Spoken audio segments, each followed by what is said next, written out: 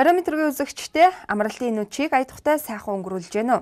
Оллоо телевизийн уран бүтээлчид бидний зүгээс та бүхэндээ өргөн барьдаг нэг нэвтрүүлэг бол яхин аргагүй хөрөнгө дагсан бүтээн байгуулалт нэвтрүүлэг маань байгаа.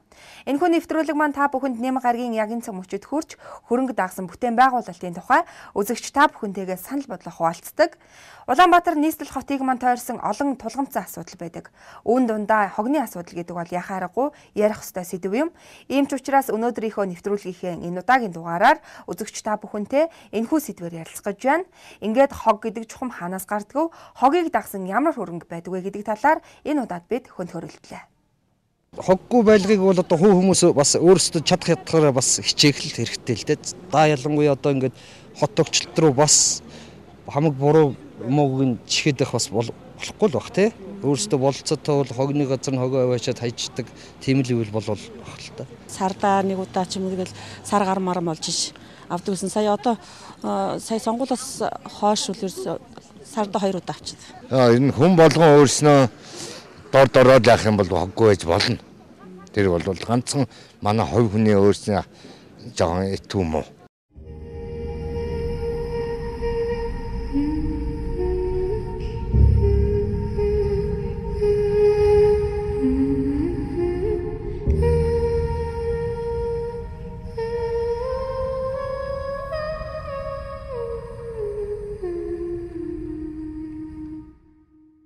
Аливаа нэг ажлыг хийж хэрэгжүүлэхэд хөрөнгө мөнгөний асуудал яхаарахгүй тулгамддаг.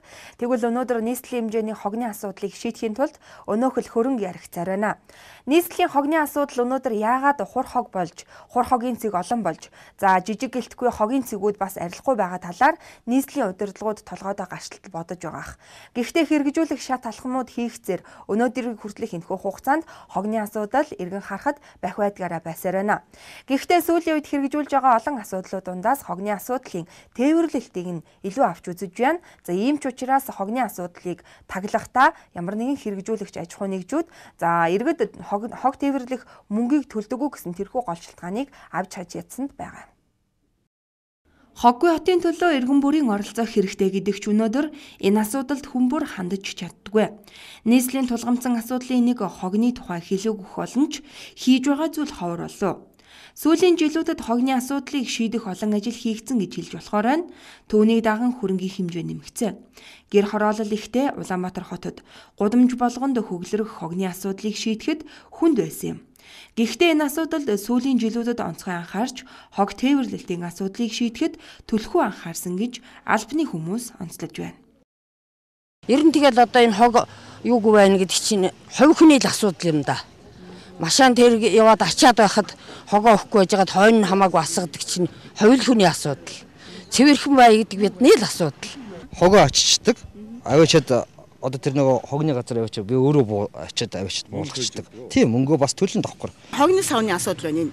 Энэ ерөөсөө энэ анх хорооллыг барихтаа хог хаягцыг хогны одоо хог хийх савны тухай төгс шийдэж чадаагүй. Нэг иймэрхүү юм дадаг одоо энэ харахгүй ингээд хагарцсан ерөөсөө эдгээд авахгүй. Манай чинь хүүтэн өгсөн шүү дээ. Энэ чинь ерөөсөө одоо ингээд аваад явлаа 11 цаг болж аваа явахад одоо 2-3 цаг эргээд харахад ерөөсөө энэ чинь дүүрээд хайлаад ингээд юу ячдаг. Тэр чинь явуулын одоо машинтай усууд авчиж хаяад байдаг шүү дээ. Портлоор ч юм уу жижиг дэргээр ингээд уутаагаа бол одоо ерөөсө жалгад агуул айгүйх тийм hayдаг шүү дээ. Нийслэл хот хөгжиж түүнийг даган бий болох тэлэлтийн тухай энд өгүүлэхгүй байх аргагүй. Гэхдээ барилга байгууламжаар тэлэх ус гэр хорооллын өдрөөс өдөрт нэмэгдэж байгаа нь хэдийнээс төлөвлөгдөөгүй эмх замбраагүй байдлыг харуулж байгаа юм. Иймд хотын өмнө тулгамдж байгаа олон асуудалд ордороосоо ундрангарч шийдэгдэж чадахгүй байгааг хэн хүнгүй тоочх болов. Жилд хөдөө орон нутгаас хотыг зорин шилжин ирэх иргэдийн цуваа тасрахгүй харин ч нэмэгдэж байдаг. Энэ нь гэр хорооллын хилцаагийг хязгааргүйгээр тэлж тэр бүхэнд шинэ хороо, засаг захиргаа, эмнэлэг сургууль, гэрэл цахилгаан, дэд бүтэц шаардагдаж байгаа. Энэхүү өсөлт тэлэлтийг дагсан ах уй, орчны болон нийгмийн эдийн засгийн асуудлууд шилээ даран шийдлээ хүлээж байгаа энэ үед төр зөв шийдэл хийх хэрэгтэй болох нь нэн төрөнд яригдж байна. Шилээ даран шийдэл хүлээсэн хотын бүх асуудал түүнийг зүгээр суулгахгүй төөнөж байгаа нэлхэн. Тийм халуун асуудлуудын нэг нь өнөөдөр хөндөгдөж байгаа Улаанбаатар хотын хогны тухай юм. Хаасайгүй овоорох хог нэг талаар Улаанбаатарчуудын тархиндах хогны илэрхийлэл гэж хэлэгдмээр. төр солигдож, засаг өөрчлөгдлөөч өнөөх хогны асуудлыг дахин ярьж, харин хийсэн зүйл хомсгон байна. Орон нутгийнхан оршин суугчид өөрсдийнхөө хог хаягдлын талаар ажил хийж чадах боловч хог хаягдал нь засгийн газар томоохон үйлдвэрлэлүүд орон нутгийн иргэд хамтдаа шийдэхээс өөр аргагүй том хэмжээний улс төрийн асуудал юм гэдг нь олон жил хуримтлагдсан хур хогны өнөөгийн байдлаас дүгнэж болно. Иймд өнөөх хогийг бодлогоор зохицуулах асуудал хөндөгдөж байна.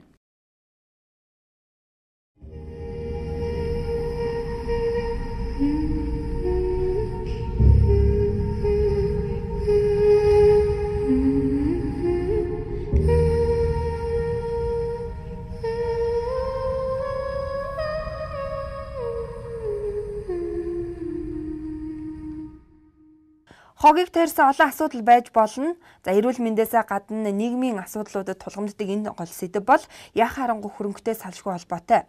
Тэгвэл хогны тухай энэхүү асуудал дээр маань яригдах нэг гол сэдэв бол хогны асуудлыг шийдэхийн тулд бодлогын асуудлыг хэрхэн шийдэх вэ гэдэг энэ байдал байгаа. Нийслэлийн хэмжээнд хогны асуудлыг шийдэхийн тулд тодорхой хэмжээний бодлого боловсруулж үүнийг үе шаттайгаар хэрэгжүүлэхээр төлөвлөж байгаа. За ямар ч тач эхний алхмууд хийгдсэн. Өнөөдрийн байдлаар нийслэлийн хэмжээнд хурсан эдгээр хур хогийн цэгүүдийг буулгах, за хогийг иргэн боловсруулж үйлдвэрлэл байгуулах, ямар нэгэн бүтээгдэхүүн болгон ашиглах зэрэг эдгээр уялдаа холбоотой асуудлууд хэрхэн шийдэгдэх боломжтой талаар албан нийхэм мэдээлж байна. За нийт 2012 онд цэвэр агаар сангийн хөрөнгөөр 28 машин, нийслэлийн төсвийн хөрөнгөөр нийт 162 машин, нийтдээ 190 машин 12 онд орж ирсэн хог тээвэрлэх зорилттой машинууд. Тэгээ нийт энэ Улаанбаатар хотод нэг 410 ширхэг тийм хог тээврийн машин байгаа. Үүнээс өнөөдөр яг ажиллаж байгаа нэг 350-аад нь ажиллаж байна. За тэгээд манай нийслэлийн хот тогтчлын газраас сая 11 сарын 1-ээс эхлээд Улаанбаатарт хог тээвэрлэж байгаа байгууллагуудыг сонгон шалгаруулж ирсэн. Урд нь бол дандаа энэ хуучин хөвд гарсан тогтчлын бишгийн компаниуд хог тээврийн хэрэглээ явуулж ирснийг нь божуулаад гадны өрсөлдөөн бий болгоод өөр компаниудыг бас оруулж ирсэн байгаа. Тэгээд гэр хорооллыг нийтдээ 18 бүс суулгаад 14 тээвэрлэгч компани шалгарсан. Энэ 2 сарын хугацаанд бол тодорхой үр дүнгүй өгж байна. Гэр хорооллын хог бол цаг хугацаанд сард бол 2-оос доошгүй очиж ачих хэрэгтэй гэсэн тийм гэрээний үүрэгтэй цаг хугацаанд бол очиж байна. Хүмүүсээс бол талархлын тийм үг бол нэлээд ирж байна л да. Гэр хорооллын хог тээвэрлэлтэнд бол өөрчлөлт гарсан. Ингээд цаашаа үргэлжлээд явж байна. Одоо бид энэ орон сууцныхаа хог тээвэрлэлтийн асуудлыг бас энэ хог тээвэрлэгч компаниудыг нь сонгон шалгаруулахаар ингээд бэлтгэл ажил нь ингээд хийгдээд явж байна. Парк шинжилгээг бол 2009 онд Монгол Улсын хөгжүүлэх сангийн хөрөнгөөр 2006 онд 8 онд JICA-гийн буцалтгүй тусламжаар, за тэгээд энэ цэвэр агаар сангийн хөрөнгөөр нийслэлийн төсвийн хөрөнгөөр л голд энэ парк шинжилтийг хийдэг. Тэгээд 2012 онд бол нэлээд сайн парк шинжилт хийгээд авсан. Хог тээврийн машинуудын хувьд бол одоо дутагдах юм алга. Харин хог тээврийг хэвээ үйл ажил явуулахад одоо тэр зохион байгуулалт менежментийн асуудал нь чухал байгаа. Хог тээврийн машины хувьд бол хангалттай байна гэж ойлгож байна. Хог тойрсон олон асуудал бий. Үүний нэг нь татвар төлөгчдийн мөнгнөөс хогны асуудалд өргөй зарцуулах тухай юм. 2010 онд татвар төлөгчдийн 1.8 тэрбум төгрөг Хятадаас оруулж ирээд жилж болохгүй эвдэрч ашиглалтаас гарсан хогны машинд зарцуулагдсан түүхтэй. Харин үүнд албаныхан хариуцлага хүлээхгүй, хотын иргэд хогондоо дарагдаж, дарга нарын хуудуутай явдлын балгаар хилмигдэж байна гэдгийг хорооллын иргэд хэлж байсан. Жил болохгүй нам зогссон Хятадын Донгбек гэх цэнхэр өнгөтэй хогны машины нэг бүрийнх нь үнэ нь 25 сая төгрөг. Яг ийм төрлийн ижил үнэтэй 72 хог ачих зориулалттай автомашиныг тухайн онд дүүргүүдэд тарааж ашиглуулжээ. Үнэн нь ахадсан эдгээр автомашинууд жилч хүрэхгүй эвдрээд түүхийн хашааны хэрэглэгдэхгүй бараа болоод зогссон удаатай. Зөвхөн нэг дүүргээр жишээ татхад 25 хогны автомашинтай байлаа гэж бодоход тэдгээрийн тал хувь нь буюу 15 нь хогоо ачхаар өдөрт гардаг байна. Харин үлдэж байгаа эвдэрхийн машинууд нь нөгөөх алдартай жил хүрэхгүй эвдэрдэг цэнхэр машинуудын тоонд орж байгаа юм а. Ер нь түүхүүдийн байдал хүнд байгаа гэсэн гомдлыг байн хэлдэг. Шуудхан хэлэхэд хот хогондоо дарагдаж байгаа энэ байдал иргэдийн буруу 100% бус. Харин дарга нарын хөл толгоогоо олохгүй байгаа мөн зөв бодлогогүй байгаагийн илэрхийлэл юм а. Тэгэхээр хотын хамгийн тулгамдсан асуудал болоод байгаа хогийг ачих талаар хогны машин хүрэлцээ муутай гэдгээр дарга нарын хувьд өөрсдийгөө хаацаалдаг байна. Гэхдээ энэ асуудлыг шийдэх алхам хийгдсэн тул байдал өөрчлөгдсөн гэдгийг албаныхан инхүү тайлбарлаж байна. 2013 онд бол энэ хог тээврийн үйл ажиллагааг бид нэг хэвийн явагдах нөхцөл болцоог нь бүрдүүлэхийн тулд бас машин техникүүд бас нэмж байгаа. Мөн нийтийн эзэмшлийн зам талбайн цэвэрлэгээг бол бас орчин үеийн одоо машин техникээр одоо угааж шүүрдэх, соруулах замаар одоо цэвэрлэх ийм юмыг бол 13 онд бид нэвтрүүлнэ. Хог тээврийн арга хэмжээг бол одоо сая өнгөрсөн 12 оны одоо сүүлчийн үйлрэлд бол гэр хороол нь бол ийм хэвийн байдалд орчлоо. Энэ саяны авсан одоо зохион байгуулалт менежментийн асуудлаа бол 13 онд үргэлжлүүлээд явна. Ингээд явхад бол хог тээврийн одоо үйл ажиллагаа бол хэвийн одоо ингээд яваад ах боломжтой үр дүн бол гарч байгаа. Тэгээд яг энэ саяны арга хэмжээ авсантай холбогдуулаад манай төвлөрсөн хогийн цэгүүдтэй ирж байгаа хогны хэмжээ урьдчилантай харьцуулахад нэг дахин нэмэгдсэн. Ачаал бол ихссэн. Мөн одоо 2013 онд энэ хогийг дахин боловсруулах 2 үйлдвэр ашиглалтанд орох юм байна. Цагаан даваанд ашиглалтанд орчихно. За тэгээд энэ хогоор одоо биодизель түлш одоо энэ энтер хийх бас хувийн компаниуд бас нэлээд одоо гарч ирж байна. Тэрнийг бид нар бас дэмжиж байгаа. Мөн 2 үйлдвэр одоо яг цагаан давааны төвлөрсөн хогийн цэг дээр ашиглалтанд орчих 2013 онд ашиглалтанд орчих юм бол бас хогны хэмжээг бид дарж болох хогны хэмжээ багасна гэсэн үг. Тэндээс бас бүтээгдэхүүн ингээд үйлдвэрлээд гарах боломж бүрдэж байгаа. Хөрөнгө дагсан бүтээн байгуулалт нэвтрүүлэг энэ удаагийн сэдвээр хогны асуудлыг хөндөж байна. Ямар ч тач бас нийслэлийн хэмжээнд тулгамдсан гол асуудлын нэг өнөөдрийг хүртэл тодорхой төвшөнд шийдвэрлэхийн тулд бас ажилласаар байна. Ингээд эхний алхам бол хог тээвэрлэлтийн асуудал байгаа. За ялангуяа гэр хороолол ихтэй нийслэл Улаанбаатар хотын хувьд гэр хороолол донд үүсдэг хогны асуудлыг хэрхэн шийдэх вэ гэдэг асуулт бол хамгийн түрүүнд тавигдах шаардлагатай юм а. Ийм ч учраас гэр хороолол донд төлхөө ажиллаж хогны асуудлыг тодорхой хэмжээгээр шийдвэрлэж чадсан байна. Энэ бол тээвэрлэлт юм. Техник хэрэгсэл багтаан улмаас хог тээвэрлэлтийн асуудал хойшлогдож, за иргэдийг бухимдуулдаг байсан бол тодорхой хэмжээгээр дүүрэг хороод бүрт хогны машины асуудлыг шийдэж өгснөөр хогны асуудал тодорхой хэмжээнд шийдвэрлэгдсэн.